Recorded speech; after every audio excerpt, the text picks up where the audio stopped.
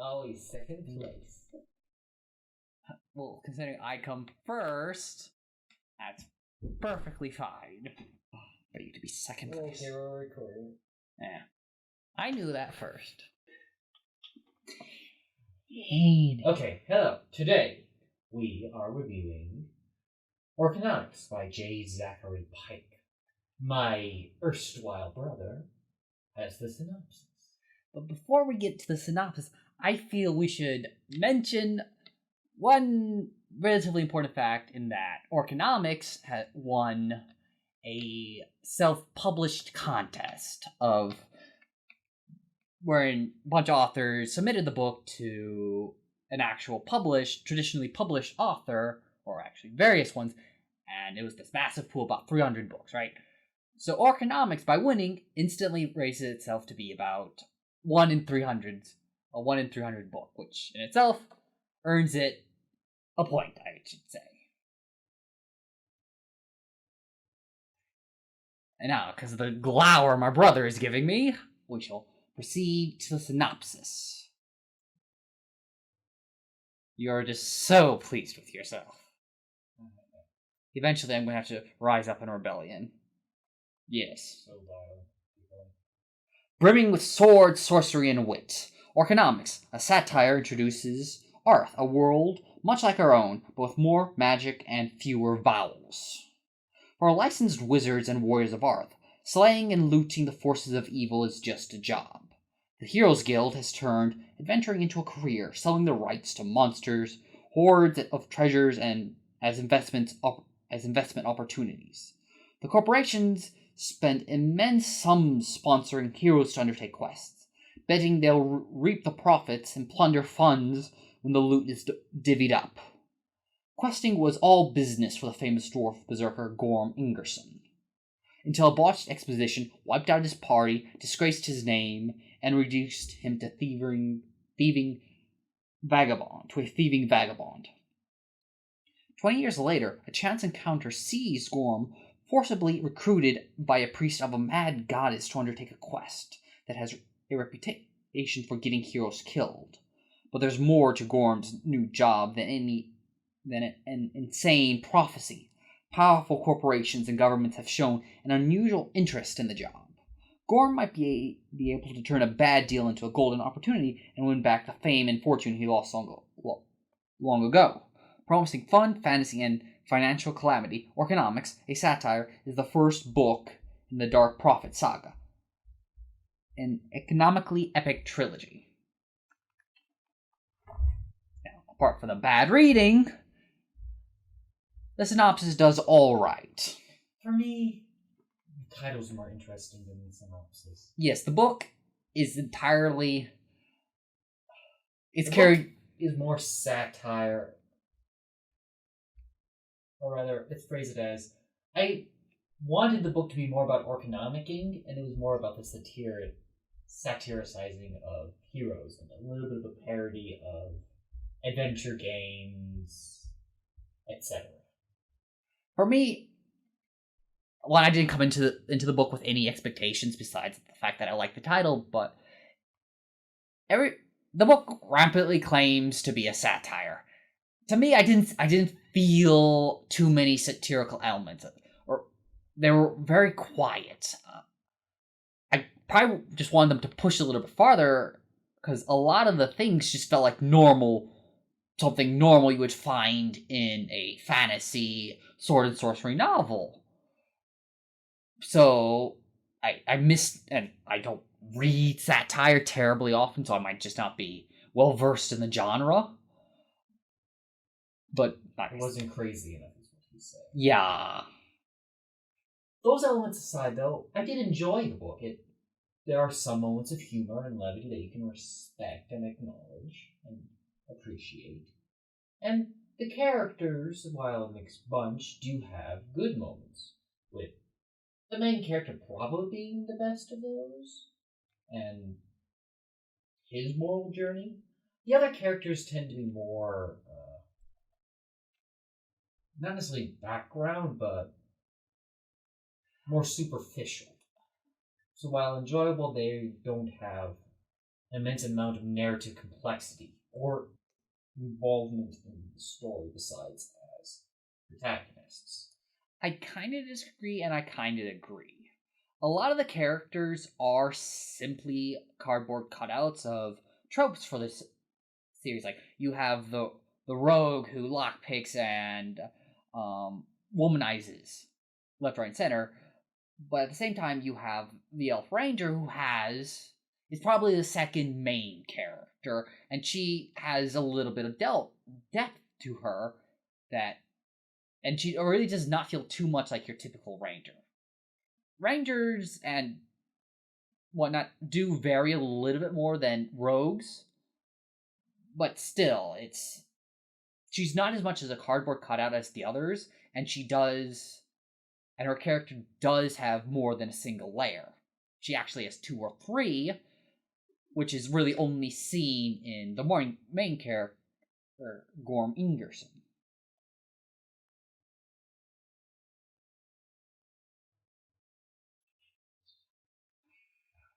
Oh no, what's probably coming to a crashing and burn? The story as a whole is sufficient. It's a fairly standard adventure novel. They go here, they fight there, they do a little bit of digging there. It's not one-dimensional, but very simple in its execution. You're not going to have any deep, complex narrative elements. It's not weighted down with intrigue or with mystery, though there are obviously those elements to it, but they're not hugely important to the story. The story is still mostly just action and adventure. That does not mean to say that the story lacks new elements or doesn't deviate from the typical run of these books. For me, I found the ending somewhat original. And original is a strong word, but basically I did not foresee the ending coming. I knew something was going to happen because he spent little sections of the book hinting at it, which was actually handled relatively well. Well, maybe, but I knew that something was rotten from that first prologue. Well, obviously something was going to go south, but I wasn't south. Like, you knew just by the mere fact of the author including that, which he admittedly somewhat had to, it indicated that they were chicanery. What? Okay, so there was never a doubt that something was going to happen. Obviously, the book needed a climax, and the author was clearly trying to differentiate himself from most fantasy books of this genre, which automatically kind of lends itself to something being different. What I'm saying is, I did not foresee what exactly would happen from page 1, and while I'm not the most critical, far-sighted reader is still somewhat nice. And I suspected it. It's more like the small details along the way that were sprinkled across the top. The book does... So, like, by and large, the book is well worth reading, but there are things less than fantabulous about it. The first half of the book was very weak. Largely... I wouldn't say weak. The author takes too long to get to where he's going a lot. Lots of description, but not efficient description. It's more of wandering description. Unnecessary description, and just a We're lot. not talking like backstory description that helps the characters. No, it's environmental description that has no relevance to the story or any of the characters or anything that happens in the course of the book. One scene sees the character sitting on a bunch of steps. The author spends a couple paragraphs describing these steps because the steps are a large facet of the city. but the character spends 5 minutes on the steps and we never visit them again. They are literally just enter scene part at where then you then follow the hero to a different scene. At that point, it's just the description slows down the story and doesn't really benefit. These steps will have no impact upon the story whatsoever. They're not terribly fascinating to look upon or visually impressive. And this is a trope that continues through much of the story. Rarely do I find his descriptions, I'm going to say, worthwhile. They're nice descriptions. A lot of the time, they're just not particularly interesting. So that's probably the major. That's the only real critique I would levy against the book. The other elements there are less critiques and more of preference versus non-preference. But the first part being taking too slow because of description and just inefficient word structure is a real critique of the book. So now, with that major critique levied against the book, one of the best things the book does is explore the economic and just kind of cultural results from this lifestyle that the heroes lead. My favorite parts of the book was when the author described and explored how companies hire heroes and send them off to hunt down monster lairs. So you get like 20, I'm gonna call them banks, and they equip and they supply a group of heroes and send them off to go kill a dragon, right? And then the dragon is sitting on this massive horde, and the heroes get a cut, and then all the banks get a cut, and then people sell shares and to the treasure, and then people buy the shares, wagering on whether they're really valuable or not. And on one hand, it feels actually incredibly accurate of what might happen, because one group of heroes without backing goes and kills a dragon, and there's like this massive horde. There's no way they're gonna get all that gold back to the city, and they take 1 or 2 horse loads and go back, and by the time they get back, it's gonna be looted, completely gone, because the dragon's dead. Everybody's like, oh, there's a free horde, let's go get it. So the fact that they claim the loot, so that's not really. I'm talking like in general fantasy without the economic infrastructure built around the loot. Then it's just very likely that only the heroes only get like 10% of the horde, because everybody else would loot it before they got back for the second collection period. And so, but it goes deeper than what we described. There's multiple layers to it. There's this one scene where the main bank just lost a horde, right? Or they didn't lose a horde. The heroes killed the dragon, and the dragon did not have a horde, right? It was 5-6 gold coins or whatever.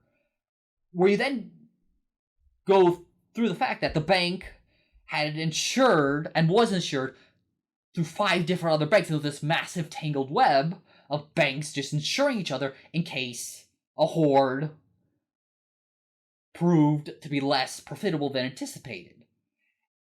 One that feels very authentic to just modern, like actual, how licensing and insuring works. So it was just that entire aspect. Basically, the economic aspects of the book and the repercussions upon the story was a really well-developed plot point that was really enjoyable to read, despite it being purely economical in origin. Because, for me, it discusses a point in fantasy that is very rarely touched upon. It's a new way of looking at the story, and it colored the entire book with it. And that was really enjoyable to read because it was well done. Not one fantasy book I've ever read actually delves into the economics of a region. The heroes have gold, they buy stuff, and that's it. And it makes sense because economics are 95% of the time boring. They're not relevant to the plot.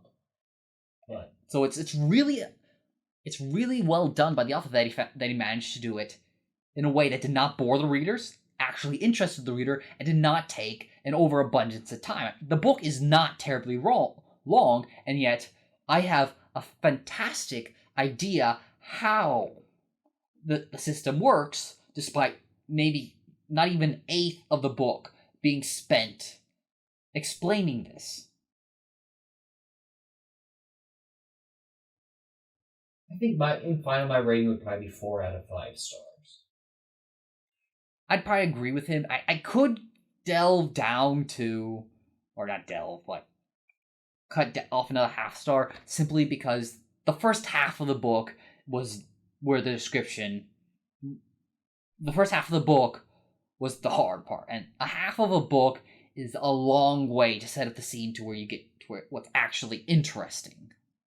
I didn't find it hard or unpleasant to read, just not as exciting as it could be, and that's not. The author just takes too long to get to his point. That's not a huge critical point for me, because his prose was, for the most part, solid, but still a critique, so 4 stars. The rapscallion over there takes off another half.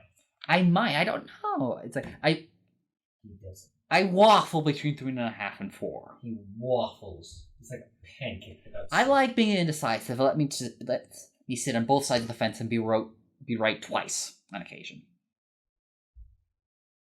Being right is very important. Saw it in half. I'm not standing twixt or on either side of a saw. If you weigh enough, anything's a saw. No. Yes. No. Yes. The Earth is not a saw. You have to be both sizable and overweight for the Earth to become a saw. And even then, it's not really to weigh enough. Then. You're missing half of the equation. You only need half of an equation to figure out the other half, though. No. 4 plus. What's that equation? That's not an equation, though. An equation needs a solution. No. So it'll be 4 plus blank equals